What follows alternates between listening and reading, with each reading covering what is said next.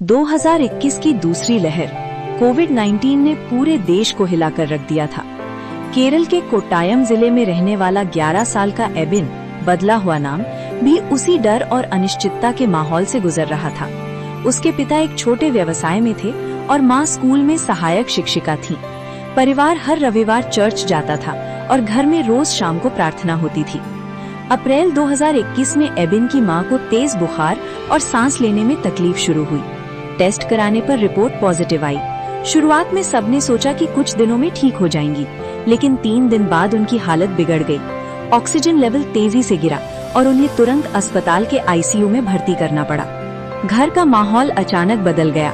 पिता अस्पताल और घर के बीच भागदौड़ में लगे थे। एबिन अपनी छोटी बहन के साथ घर पर था।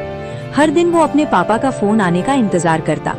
एक दिन पापा की आवाज भारी थी, मम्मी वेंटिलेटर पर हैं, डॉक्टर पूरी कोशिश कर रहे हैं। उस रात एबिन सो नहीं पाया। उसने अपनी माँ की बाइबल उठाई और गॉस्पेल ऑफ मैथ्यू का वो हिस्सा पढ़ा जिसमें लिखा है, मांगो तो तुम्हें दिया जाएगा।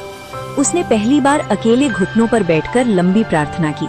उसने कहा, यीशु मेरी मम्मी को ठीक कर दो, मैं वादा करता हूँ कि मैं हर दिन प्रार्थना करूँगा।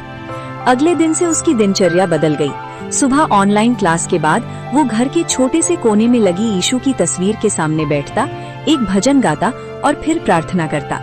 शाम को वो चर्च की ऑनलाइन प्रार्थना सभा में जुड़ता। वहाँ पादरी ने कई परिवारों के लिए विशेष प्रार्थना रखी थी जिनके अपने आईसीयू में थे। एबिन हर बार अपनी माँ का नाम चैट में लिखता। इसी बीच चर्च के कुछ सदस्यों ने एबिन के पिता की मदद शुरू की। किसी ने दवाइयाँ ढूंढने में मदद की, किसी ने अस्पताल में बेड की व्यवस्था में सहयोग किया और किसी ने आर्थिक सहायता दी। डॉक्टरों की टीम लगातार इलाज कर रही थी, स्टेरॉइड, ऑक्सीजन सपोर्ट और जरूरी दवाइयाँ। 1 हफ्ते तक कोई खास सुधार नहीं हुआ। डॉक्टरों ने कहा कि स्थिति गंभीर है, लेकिन वे उम्मीद नहीं छोड़ रहे। एबिन हर दिन एक डायरी में लिखता, आज भी मैंने अपनी मम्मी के लिए प्रार्थना की, यीशु जरूर सुनेंगे। दूसरे हफ्ते के अंत में अचानक एक छोटी सी अच्छी खबर आई। माँ का ऑक्सीजन लेवल थोड़ा स्थिर हुआ था। डॉक्टरों ने वेंटिलेटर का सपोर्ट कम करना शुरू किया। पिता ने फोन पर कहा, थोड़ा सुधार है। एबिन की आंखों में आंसू आ गए। उसने उसी वक्त धन्यवाद की प्रार्थना की। धीरे धीरे हालत बेहतर होने लगी। तीसरे हफ्ते में माँ को आईसीयू से सामान्य वार्ड में शिफ्ट कर दिया गया। डॉक्टरों ने साफ कहा, ये लंबी लड़ाई थी, लेकिन शरीर ने इलाज का अच्छा जवाब दिया। जब माँ लगभग 1 महीने बाद घर लौटी, वो बहुत कमजोर थीं, लेकिन मुस्कुरा रही थीं। एबिन दरवाजे पर खड़ा था। उसने दौड़कर उन्हें गले लगा लिया। माँ ने कहा, मुझे पता था तुम मेरे लिए प्रार्थना कर रहे हो। कुछ महीनों बाद जब माँ पूरी तरह स्वस्थ हो गईं, परिवार ने चर्च जाकर धन्यवाद प्रार्थना की। वहाँ एबिन ने गवाही दी, मैंने सीखा कि प्रार्थना सिर्फ चमत्कार देखने के लिए नहीं होती, बल्कि मुश्किल समय में हिम्मत और उम्मीद बनाए रखने के लिए होती है।